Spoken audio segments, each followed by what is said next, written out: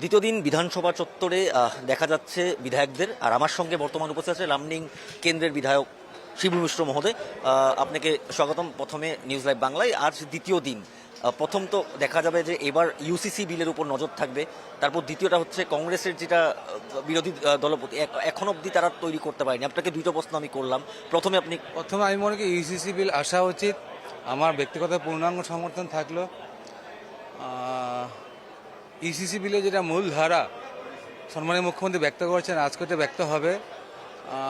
আসাম তথা রাষ্ট্রের জন্য ইউসিসি বিল অতি প্রয়োজন। একটা রাজ্যকে মানে জনগাঁথনির উপর যদি আমরা ভাবতে যাই বা বাল্যবিবাহে ভাবতে যাই, আমাদের আমাদের ইউসিসি খুব প্রয়োজন। তো তার জন্য আমার পূর্ণ সমর্থন থাকলো। আর কংগ্রেস দলে যেটা, বিরোধী দলে যেটা বর্তমান যেটা স্থিতি, ওনারা নিজেই সিদ্ধান্ত নিতে পারছেন না ওনাদের দলপতি কী হবে। সবাই দলপতি, এটা লজ্জনীয় ব্যাপার। একটা মেজরিটি বলা যাচ্ছে, বিজেপির একটা মেজরিটি আছে, তো বিল তো পেশ হবে যখন বিল পাসও, সেটা কোনো প্রশ্ন নেই, কিন্তু বিরোধিতাও করছে অনেকজন। আপনাদের বিধানসভায় কিন্তু বিরোধিতা মানে কংগ্রেসের বিরোধিতা করাতে স্বাভাবিক। আর যত বিরোধিতা কংগ্রেস করছে তত আমাদের সিট বাড়ছে, আগামী দিন আরও সিট বাড়বে।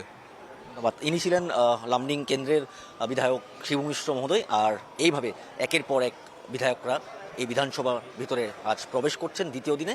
আর এইভাবে 26 তারিখ পর্যন্ত সবাইকে দেখা যাবে বিধানসভা চত্বরে।